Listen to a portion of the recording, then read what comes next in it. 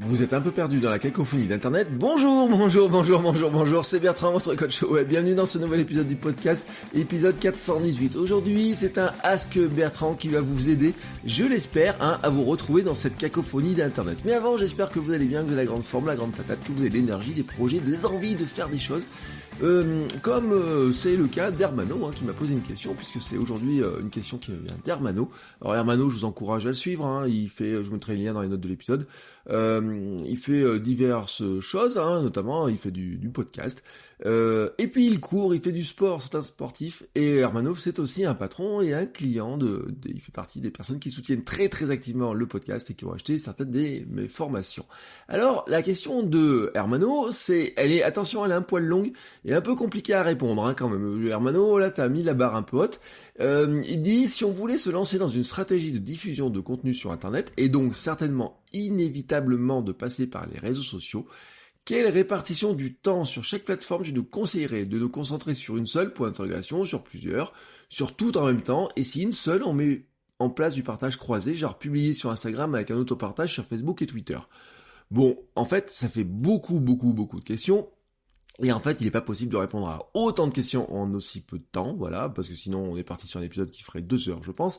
Donc, je vais vous faire une réponse générale, Hermano, je vais te faire une réponse très générale, mais en te disant quand même que cette question fait partie des grands classiques, vous savez, c'est vraiment les grands classiques, il y a des questions qui reviennent très régulièrement. Alors quand je fais des formations, quand je fais des ateliers, quand je fais du coaching, des choses comme ça, c'est souvent la question qui revient, cette question de quelle plateforme choisir, de quelle stratégie mettre en place, du temps que l'on a, etc.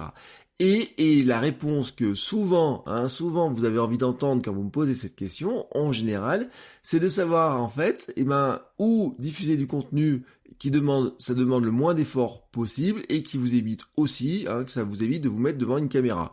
Grosso modo, ou de trop vous afficher en selfie sur Instagram, etc. Grosso modo, voilà, on est à petit peu près dans la réponse que une grande partie des gens que j'ai en face de moi attendent. Je le redis, c'est trouver le moyen de diffuser ces contenus, mais sur un outil qui demande le moins d'efforts possible et qui vous évite plus ou moins de vous mettre devant une caméra. Et donc on évite ou un appareil photo, et on évite dans ces cas-là, il y a des trucs comme YouTube, on dit ah mais non, je me sens pas de faire du YouTube, ou alors ah mais non, sur Instagram faire des selfies, etc., faire des stories où on me voit, etc., ça je veux pas, etc. Mais en fait, la réponse, c'est qu'il faut aller sur quelques outils au minimum, parce que c'est compliqué finalement on peut, en fait, voilà, si vous voulez exister sur Internet, il faut créer au minimum une chose, c'est un endroit où les gens puissent consommer votre contenu. Au minimum, une seule chose pour que les gens puissent consommer votre contenu. Mais en fait, si vous ne faites qu'une seule chose, il est probable que ce ne soit pas suffisant, parce que derrière, ça va être compliqué. Mais je le dis, voilà, vraiment, Hermano, pour tout te dire, tu pourrais ne faire que du blog, tu pourrais ne faire qu'un réseau social, tu pourrais ne faire que du YouTube, et probablement tu aurais de l'audience. Est-ce que je te le recommande ? Non. Ma recommandation en fait c'est que la réponse que tu attends dépend de ce que tu veux vendre et où sont tes clients potentiels, ton audience potentielle, ça dépend de ton projet. Et en fait il faut construire quelque chose qui permet d'être sous leurs yeux. Mais en fait je pense que c'est mal posé, le problème, voilà, ne m'en veux pas Hermano sur le coup, mais je pense que c'est mal posé. C'est pas de se dire sur quels réseaux sociaux il faut être, est-ce qu'il faut absolument être sur certains réseaux sociaux, etc. Je pense qu'en fait, on a plutôt une séquence de contenu à imaginer, et c'est ce que je voulais vraiment vous proposer aux uns et aux autres, et Hermano, je voulais vraiment proposer de considérer finalement les choses comme une sorte de séquence. Une séquence, c'est quoi ? C'est de se dire que, quelque part, l'audience que l'on veut toucher, on peut l'intéresser de diverses manières, à divers endroits peut-être, mais qu'au bout du compte, la fin de la séquence, c'est de la ramener chez nous. Voilà, tout simplement chez nous. Si tu as quelque chose à lui vendre, c'est de lui vendre quelque chose. Si tu veux qu'il s'abonne à ta newsletter, c'est de l'amener sur ta newsletter. Si tu veux qu'il te contacte, qu'il t'appelle, c'est qu'il te contacte ou qu'il t'appelle. Mais quelque part, la séquence doit pouvoir amener les gens vers ce résultat-là. Et cette séquence, il y a quoi dedans ? Je vais prendre une image simple en fait. C'est que on pourrait considérer qu'il y a des contenus qu'on consomme façon petit snack, voilà, des petits snacks devant la télé, des choses comme ça, vous voyez, du snacking, c'est très simple, c'est quelques cacahuètes, des petits M&M's, des choses comme ça, voilà, on les picore par petites bouchées, et c'est ce qu'on appelle le snacking, et snacking content, sur les réseaux sociaux, vous voyez très bien de quoi je parlais. on pourrait dire dedans, c'est des tweets, c'est Instagram, c'est des contenus courts qui vont intéresser ta cible, et leur montrer que tu t'intéresses à ce sujet, et à leur sujet qui les intéresse eux. En fait, le but du jeu, c'est de capter de l'attention, piquer la curiosité, pour qu'ils aient envie d'en savoir plus, voilà, qu'ils aient envie de suivre un petit peu ce que tu fais, de regarder un petit peu ce que tu fais, de regarder un petit peu tes contenus, etc. Ça veut pas dire qu'ils regarderont vraiment tout ce que tu fais vraiment, mais ça veut dire que quelque part, quand tu passes sous leurs yeux, tu piques un petit peu que leur curiosité. Et à côté de ça, par contre, tu as ton gros spectacle, ton grand spectacle. J'aurais envie de dire ton plat principal, si on restait dans l'alimentaire, mais on va dire le spectacle, le show, le grand show Hermano. Mais votre show à tous, c'est quelque chose qui est plus long, qui est en partie divertissant, parce que, attention, faut accrocher l'attention, dire on va faire que du truc chiant, c'est probablement, il y a plein de sujets sur lesquels on n'arrive pas. On se rend compte d'ailleurs, et ça c'est un truc qui est assez vrai, c'est que sur Internet, les gens, s'ils ont à choisir un truc, à lire un truc sérieux et pour leur boulot et un truc plutôt plus divertissant, plutôt fun, attention, divertissant on va dire, plutôt que fun, c'est pas forcément des blagues ou quoi que ce soit, mais plutôt divertissant, même pour leur loisir, ils auront tendance sur les réseaux, sur YouTube, etc., à cliquer d'abord sur la vidéo divertissante plutôt que de regarder la vidéo sérieuse, et ça c'est une vraie discipline pour arriver à ne pas le faire, mais c'est aussi eux qui nous font tomber dans ce piège-là, et on revient sur la logique de procrastination dont j'ai parlé mardi. Mais disons que, grosso modo, t'as ton spectacle, ton grand show là que tu dois faire, c'est généralement un billet de blog, une vidéo sur YouTube, un podcast. Ça peut être aussi des newsletters très travaillés, par exemple des newsletters auxquels on paierait pour s'abonner. Dans ce cas-là, on a beaucoup de travail qui a été fait, parce que ça te demande, si tu fais une newsletter qui demande 3-4 heures de boulot, parce qu'il y a beaucoup de contenu, beaucoup d'articles dedans, effectivement, ça peut être ton show, ça peut être ton grand spectacle, ton plat de résistance. Et à côté de ça, tu as pour ça que je dis attention, nous étions très travaillés, mais tu aurais des petites lettres, c'est-à-dire le petit mail que tu envoies à tes contacts pour leur dire voilà, j'ai fait un petit truc à droite à gauche, j'ai fait un contenu, j'ai fait mon show, voilà, j'ai fait mon spectacle, j'ai fait un nouveau blog, une nouvelle vidéo YouTube, allez voir ce que ça donne, etc. Et en fait, le mail devient capital. Dans cette histoire, il devient capital. Pourquoi ? Parce qu'en fait, tu ne peux pas vraiment avoir confiance dans le fait que quelqu'un qui consomme tes snacks et ton spectacle va acheter ou passer à l'action suivante. En fait, grosso modo, c'est pas parce que quelqu'un voit tes tweets et ton compte Instagram ou voit ta vidéo sur YouTube et ton billet de blog qu'il va appuyer sur le bouton acheter ou qu'il va appuyer sur le bouton réserver un coaching, réserver un abonnement, m'abonner à ton service, etc. Non, là, lui, il va regarder ça, mais tu sais pas ce qu'il va faire derrière. En revanche, on sait quand même quelque chose, c'est que le mail te donne un accès direct à ton audience, à ton fan, à ton client. Et vraiment que dans ce lien direct, tu es capable de forger, de nourrir une relation qui est beaucoup plus forte. De plus, soyons clairs aussi, Google et Facebook possèdent finalement tous les points d'accès à ton client ou tes fans, que ce soit Facebook ou que ce soit Instagram, ça reste Facebook. Google, il a aussi un point d'accès vraiment par rapport à ton blog, à ton site internet, etc. Attention, ce sont pas des amis, Facebook et Google, ce sont pas tes potes. On sait par exemple que le grand jeu de Google, c'est de bouffer des services qui semblent intéressants. Si vous regardez un petit peu les moteurs de les résultats du moteur de recherche, ils tuent petit à petit certains services les uns derrière les autres parce que ça leur semble intéressant d'aller là-dessus. Et puis à côté de ça, par contre, ils pourront pas tuer le blog en tant que tel, ils peuvent pas tuer le site en tant que tel, ils peuvent s'en servir pour nourrir l'information, mais dans ce cas-là, les stratégies SEO permettent de bénéficier un petit peu de cette traction-là, de cette visibilité-là. Avec la lettre, ce qui est avantageux, c'est que une fois que tu as l'adresse mail de quelqu'un, tu as un chemin direct vers sa boîte de réception. Tu peux rentrer directement dans sa boîte de réception et tu peux lui dire ce que tu as envie de lui dire, de la forme que tu veux lui dire. Et ça, c'est un avantage indéniable. Parce que finalement, une fois que tu as son adresse mail, tu passes plus par les algorithmes de Google, Twitter et compagnie, ni par ceux de Facebook, etc. Tu rentres directement chez lui. Alors tu pourrais me dire, oui, la boîte Gmail est triée de telle ou telle manière, mais ça reste minime par rapport au problème des algorithmes d'Instagram, de Twitter, de Facebook, etc. Alors, est-ce que ça répond à ta question ? Pas vraiment, jusque-là. Je t'ai juste donné des pistes de réflexion. Comment maintenant répondre à ta question ? Alors, ce qui est important, c'est de comprendre que tout ça, je te l'ai dit, ça fonctionne en séquence. Tu dois organiser tes contenus pour les amener vers ta marque, vers ton spectacle principal, mais aussi finalement vers l'ultime achat de ton produit, de ton service, ou l'inscription à ton service, ou l'inscription à ta newsletter, ou l'inscription sur, ta lettre, que tu vas leur envoyer régulièrement pour qu'ils s'inscrivent et que tu puisses passer l'étape suivante, et c'est-à-dire leur envoyer encore des messages, et donc finalement, ta lettre, ton petit courrier que tu leur envoies, bah, ça fait partie de ta séquence vers la vente, vers la promotion ultime de tes contenus. On va dire que les snacks te permettent de partager des contenus rapidement, montrant ton intérêt et ta connaissance des problématiques de ta cible. Alors qu'est-ce que tu veux pouvoir partager dedans? Eh ben, par exemple, c'est des liens sur Twitter, mais c'est pas forcément des liens vers des contenus que tu produis, c'est des liens par exemple vers des articles, des vidéos que tu as trouvé très intéressants. C'est ta veille, la curation, j'en ai parlé dans un épisode il y a très longtemps. C'est de trouver des contenus qui sont potentiellement intéressants pour les gens à qui tu as envie de parler, pour leur montrer que tu t'intéresses au sujet, pour leur montrer quelque part que tu peux être utile sur le sujet, même si c'est pas toi qui produis le contenu.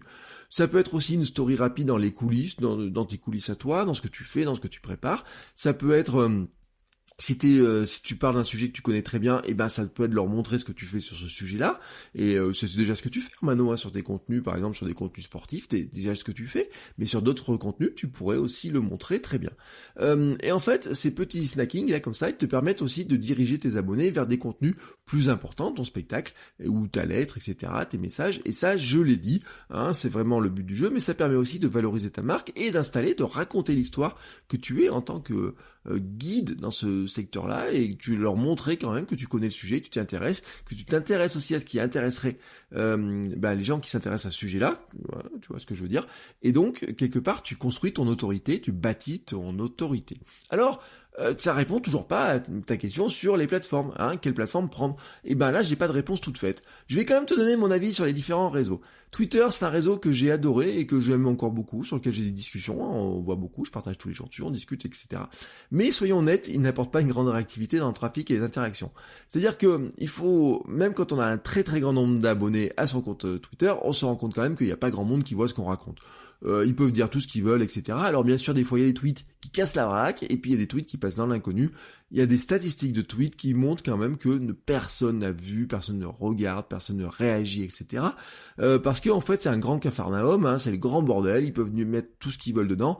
Ils n'arriveront pas vraiment à solutionner le problème, parce que bon, il y a beaucoup de robots, il y a beaucoup de publications automatiques. Alors on essaie de mettre les publications, moi ce que je dis, hein, une publication par exemple d'un épisode du podcast, une fois que j'ai publié l'article de blog, parce que la séquence, hein, chez moi, c'est je publie le podcast, ensuite je republie sur le blog, ensuite je publie sur Twitter, ça publie aussi sur Facebook, cette séquence-là, et puis des fois sur Instagram, vous savez, avec des petites trucs, des petites, comment ça s'appelle, des petites bouts d'images de quelques secondes, hein, qui avec un extrait de l'épisode, et ben tout ça, finalement, c'est pour amener, hein, sur le billet de blog, hein. Chez moi, le spectacle, c'est le billet de blog avec le podcast à l'intérieur. Mais Twitter, hein, des fois, bon, certains, on voit qu'il y a des épisodes qui passent, ça crée un petit peu de discussion, mais on sait que le taux de retour, de taux de réaction n'est pas très important. Mais quand même, c'est intéressant pour discuter, parce que je trouve que ça reste un endroit où tu vas pas gagner la traction en visibilité forte comme ça, et en gros trafic sur ton site, contrairement à une époque où on gagnait vraiment beaucoup de trafic sur un site. Je peux même dire qu'il y avait des gens qui mettaient un tweet, ça faisait péter les serveurs en face qu'il y avait en face, et je crois que c'est plus vraiment le cas maintenant. Mais ça te permet maintenant plutôt, je trouve, de discuter, de trouver des gens qui sont intéressés par le sujet, de discuter avec eux et d'interagir avec eux. Facebook, hein, en soi, n'est pas un réseau mauvais. Moi, je suis toujours dessus. Hein. Vous pouvez vous poser la question, est-ce que je suis encore dessus ou pas? Bah oui, je suis encore dessus. Mais en fait, je pense que vraiment, pour en profiter, il faut sponsoriser la visibilité, surtout sur les pages, parce qu'on voit quand même que la visibilité sur les pages est devenue très très très très très très faible. Ou alors vraiment développer l'option du groupe. Et là, j'en ai parlé dans des anciens épisodes. Le groupe Facebook, c'est quand même un truc qui marche du feu de Dieu, faut dire ce qui est.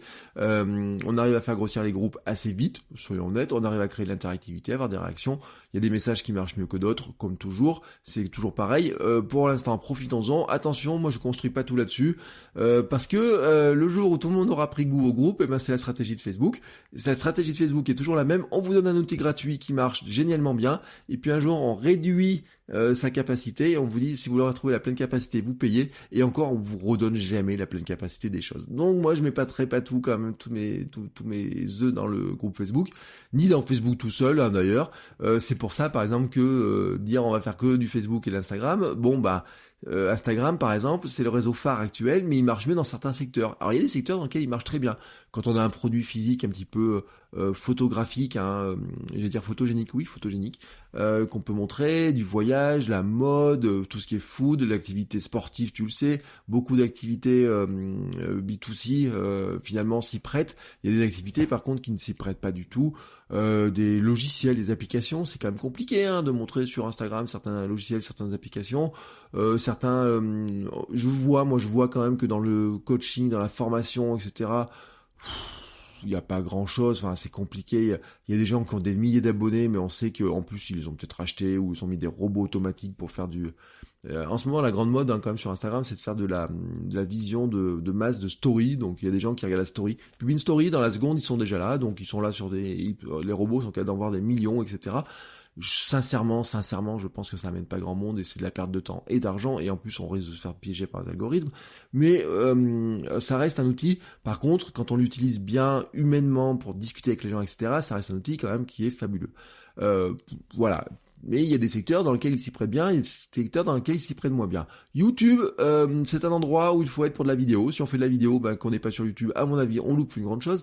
Mais en fait, dans tous les cas, je pense qu'il faut être sur YouTube. J'ai fait une vidéo dans ce sens-là il y a pas longtemps, parce que bien sûr, on n'oublie pas que YouTube, c'est le deuxième moteur de recherche au monde derrière Google et que ça appartient à Google. Donc Google n'est pas ton ami, mais Google, il peut te rendre service. Et le SEO sur Google, positionner des choses sur Google, etc., avec des recherches intéressantes, sur des mots-clés, sur une stratégie de SEO vraiment précise dessus, et oui, c'est intéressant. J'ai fait une vidéo il y a 15 jours, 3 semaines, c'était ma vidéo de rentrée. J'ai dit, si vous êtes dans les coachings entrepreneurial, la vente de contenu, etc., je pense qu'il faut absolument être sur YouTube parce que c'est aussi l'endroit où il y a beaucoup de gens qui passent. Alors ça veut pas dire que vous allez faire péter avoir des vidéos qui feront toutes des milliers de vues. Ça dépend de vos sujets, mais ça veut dire quand même qu'il y a des vidéos qui vont vous apporter un petit peu de vue, un petit peu de traction. Et même pour les podcasts, je le dis parce qu'il y a un débat, est-ce qu'il faut mettre son podcast sur YouTube ou pas, etc. Je me rends compte qu'il y a des gens qui écoutent le podcast uniquement sur YouTube. Donc si vous faites partie de ces gens-là, je vous fais un petit coucou aujourd'hui. LinkedIn, pour finir le tour des réseaux, a pris une valeur bien plus importante qu'avant dans le texte et la vidéo, avec bien sûr quelques limites, des limites de temps les durées des vidéos ne sont pas si longues que ça. On se rend compte que quand on partage des liens vers l'extérieur, bien sûr, ils ont une tendance à un petit peu à les limiter, mais par contre que vous pouvez mettre du texte, etc. Voilà, ça fait partie des plateformes qui sont intéressantes. On pourrait rentrer dans les plateformes intéressantes, Pinterest, c'est le seul qui apporte vraiment du trafic vers les sites, à condition d'arriver à trouver le format d'image, le ton vraiment, et puis vraiment de travailler dessus. Mais Pinterest est très intéressant potentiellement, donc je peux pas dire faudrait pas en faire, mais si t'as pas le temps vraiment d'en faire, ça va être compliqué d'en faire. Ça peut s'automatiser un petit peu et j'en parlerai. Les vidéos live, ça peut être une question, sont très efficaces, mais seulement si t'as une audience constituée, et notamment dans les groupes, ça peut être intéressant. Mais constituer une audience en faisant des lives très régulièrement, c'est pas si facile que ça. Ou alors faut faire régulièrement. Moi je vois des chaînes YouTube qui ont des bonnes, qui ont un nombre d'abonnés qui est intéressant, qui ont des lives où finalement il y a 15-20 personnes qui sont dedans. C'est pas négligeable parce que en fait si c'est 15-20 personnes à laquelle tu parles tous les mois, tous les 15 jours, etc., tu as une vraie interaction. Mais moi j'aime bien, vous voyez, la vidéo live. Et j'ai proposé quelque chose aux membres à certaines personnes qui l'ont vu passer, peut-être ou pas, mais il faut que je relance un petit peu. Mon envie, c'est de faire des webinaires live tous les 15 jours sur un sujet, sur une thématique. On parle d'un sujet sur quelque chose qui durerait 1 heure environ, 30 minutes où on parle du sujet, où moi je vous parle du sujet, ma vision du sujet, et 30 minutes où on fait réponse-question et un petit peu mastermind, c'est-à-dire comment vous avancez sur le sujet que je viens d'aborder. Ça fait partie des projets que moi j'ai là dans les mois qui viennent. Mais c'est pas ce qui va développer ma visibilité globale, je pense pas. Ensuite, qu'est-ce qui nous reste ? Ton site, ton blog, ça reste l'endroit peut-être le plus important, ou en tout cas l'un des endroits les plus importants pour publier du contenu. Tu as ton nom de domaine, fais ce que tu veux au niveau de la présentation, des couleurs, de la plateforme, comment tu constitues ta plateforme. Tu ne dépends pas des plateformes des autres, tu ne dépends pas de ce que eux ils veulent bien montrer ou pas, te dire un jour, ah non mais, tu vois, parce que Facebook, soyons honnêtes, un jour ils ont dit vous pouvez mettre du texte, après vous pouvez mettre des billets de blog longs, des articles. Moi, j'en vois jamais passer beaucoup partagés. Après, ils vont dire, faut faire de la vidéo. Après, ils vont dire, faut faire ça, faut faire ça, faut faire ça. Si t'as pas envie de le faire, t'as envie de faire du podcast, comment tu le mets sur Facebook, comment les gens l'écoutent sur Facebook, c'est quasiment impossible parce que ça passe tellement vite que si tu mets une demi-heure d'émission sur Facebook, les gens ne vont jamais pouvoir l'écouter entièrement sur Facebook parce qu'il y aura une notification, il y aura une activation, ils auront vu quelque chose, un truc qui va se mettre en haut, etc., qui va clignoter. Quelque chose qui clignote toujours en permanence sur Facebook. C'est le culte de comment je te capte l'attention pour te montrer autre chose que ce que tu es en train de regarder. Non, Facebook, c'est pas ton pote. De toute façon, c'est pas Voilà, Hermano, sache-le, c'est pas ton pote. En revanche, tant qu'on est dans le site, le blog, etc., certains diront, oh bah tiens, je vais créer un blog sur Medium. Non, c'est pas un bon endroit. Soyons honnêtes, j'ai testé Medium, j'ai pu recommander Medium à une époque, mais en fait, quand Medium, vous pouviez mettre vos noms de domaine, les publications, etc., je disais oui, probablement, mais maintenant, non. Si tu dois faire des efforts pour travailler ton SEO, tes titres d'articles, etc., fais-les pour ton blog à toi, ne les fais pas pour Medium, parce que le SEO de Medium travaille pour eux. Pourquoi? Parce que ton URL chez eux, la plupart du temps, tout le temps, sauf si vous avez une publication avec un nom de domaine, et ça coûte un petit peu d'argent. À une époque, il avait fait gratuitement, moi j'en avais une dessus, puis je l'ai coupé. Le SEO que tu fais, les efforts que tu fais, le contenu que tu fais, travaille pour eux, ça nourrit Medium, ça te nourrit pas toi. Surtout qu'en plus, quand ils arrivent sur Medium, alors ça peut te faire de l'attraction en visibilité, c'est pas impossible, mais il faut que tu uses certaines astuces pour arriver, par exemple, à les amener sur ta newsletter, mettre des formulaires en bas, etc. Et on se rend compte, il y a des gens qui ont fait une très très belle audience sur Medium, et qui un jour te disent un truc, ils disent j'avais une belle audience sur Medium, et le jour où j'ai voulu leur dire que je faisais autre chose à côté, j'étais incapable de les recontacter. Et ce qui nous intéresse dans la séquence, c'est comment tu les recontactes. Là, on pourrait parler d'inbound marketing, etc. Bon, qu'est-ce qui nous reste dans ma liste? Snap et TikTok. Alors, soyons honnêtes, hein, moi je suis pas un très grand utilisateur de Snap et TikTok. J'ai fait 3 tics et 3 tocs, j'ai envie de dire, de temps en temps pour tester. C'est une plateforme qui a une créativité incroyable, mais pour moi, mon audience n'est pas dessus. Hein, c'est très adapté si tu t'adresses à des plus jeunes. Et aux plus jeunes, on peut faire des trucs magiques dessus, voilà, franchement. Mais le fonctionnement de Snap, pour moi, m'échappe un petit peu sur certains aspects. Et de TikTok, ça m'échappe pas du tout, mais pour l'instant, c'est un petit peu compliqué. Par contre, si tu as des trucs très visuels, etc., et sur certains publics très jeunes, si tu joues le jeu, l'ADN, oui, TikTok peut te permettre de faire des choses. Je pense, par exemple, que on pourrait très bien dire, si je faisais des cours de musique, je pense que je pourrais faire des cours de musique sur TikTok d'une manière ou d'une autre. Du style, un truc très couillon, par exemple, pardon pour le mot, mais il serait de dire je joue un petit bout de musique ou je mets un petit extrait, je joue un petit bout de musique dessus pour montrer qu'à la trompette ou au piano ou à la guitare, on est capable de jouer, par exemple, des morceaux très connus. Et en parlant à un jeune public qui aura envie de se mettre à la musique, alors voilà, ben peut-être qu'on pourrait capter des jeunes en disant bah tiens, regarde, si tu as envie d'apprendre, t'as 14-15 ans ou 13-14 ans, t'as envie d'apprendre la batterie, et ben je te donne des cours de batterie sur internet. Peut-être, ça pourrait marcher. Voilà, soyons clairs, il y a peut-être un secteur comme ça sur lequel ça pourrait marcher. Alors maintenant qu'on a fait ce tour-là, on va parler du temps. Sur le temps, bah tu ne peux pas tout faire, voilà, et ça dépend aussi de ton contenu. À mon avis, vraiment pour te dire, si on prenait un ordre dans la séquence, pour moi, c'est d'abord construire son site, son blog, etc. Construire sa base de email, puis ensuite un réseau social ou deux en fonction du projet. Mais ça sert à rien de partir dans tous les sens. Tu me poses la question du cross-posting en disant bah si je mets un truc à quelque part, il va se poster ailleurs. Tu peux le faire, mais je suis pas certain de l'efficacité. Bon, je le fais sur certaines choses. Par exemple, mes photos Instagram sont publiées automatiquement sur ma page Facebook et je me rends compte que c'est pas si gênant que ça. Il y en a certains qui les voient à 2 endroits, il y en a certains qui les voient qu'à un endroit. C'est Facebook qui s'occupe tout seul de faire le cross-posting. Donc, ça veut dire que ça débarque sur Facebook avec des mots-clés, les arrobas des gens que j'ai cités, etc. Les mentions des gens que j'ai cités, que ça marche pas forcément. C'est pas génial, mais c'est mieux que rien, voilà, tu peux le faire très clairement. Si maintenant tu veux gagner du temps, il y a des outils de publication de contenu, publication sur les plateformes. On a parlé de Later, par exemple, qui permettait de le faire. Sur Later, tu peux faire du Pinterest, tu peux faire de l'Instagram, bien sûr, tu peux faire du Facebook. Buffer, qui est un truc qui est pas très cher, et en plus Buffer, alors il est très fort sur un truc, c'est la curation. Le système de curation, de partage de liens est le plus intéressant de tout, je trouve. Moi, j'utilise CoSchedule pour partager tous mes contenus, etc. Mais je suis jaloux. En fait, j'aimerais que CoSchedule fasse la même extension que Buffer pour partager un lien tout simple. On trouve un lien sur Internet qui pourrait intéresser notre audience. On clique sur le bouton Buffer et automatiquement, il nous fait une publication facile. Il trouve les liens, il va récupérer l'image de une, etc. Ouais, bref, c'est bien. Et en plus, Buffer, si t'as qu'un réseau, et si t'as pas trop gourmand en publication, tu peux le faire gratos. Voilà, comme tous ces services-là, la plupart du temps, ils ont une version gratuite. Mais tu pourrais prendre OutSuite, Agorapulse ou d'autres outils comme ça. Ils ont une caractéristique, c'est que tu centralises au même endroit tes publications sur des outils. Moi, sur CoSchedule, par exemple, c'est pas du cross-posting au sens où je publie quelque part, ça se publie automatiquement ailleurs. C'est jeudi, je publie la même phrase et une photo différente ou la même photo sur tel ou tel outil, et je lui laisse publier les choses aux heures qu'il a envie de le publier, etc. Ça marche du feu de Dieu. Mon avis quand même, c'est que tu dois d'abord concentrer ton énergie pour faire un bon spectacle, voilà, hein, t'es un showman, tu dois faire un bon spectacle, l'intérêt c'est de faire un bon spectacle, et tu dois trouver comment faire parler de ce spectacle rapidement autour grâce à tout ce que tu fais en snacking. Voilà, c'est un petit peu l'image que je voudrais prendre. Si on prend l'image d'un chef, hein, voilà, si un chef veut te faire goûter son plat principal, il peut t'amadouer avec ses petits apéritifs, hein, les petits amuse-gueules, etc. Mais il va t'amener sur son plat principal, sa pièce principale, celle qui va te donner dans la tête, qui va te mémoriser un truc, qui va dire waouh, voilà, l'effet waouh, en fait, il est sur ton contenu, sur ton spectacle, sur ton show, etc., sur cette partie-là. Le snacking, eh ben, ça permet de capter des gens à droite à gauche, de les attirer, de les faire venir chez toi, etc. Et ce qui veut dire que tu dois pas y mettre beaucoup d'énergie dedans.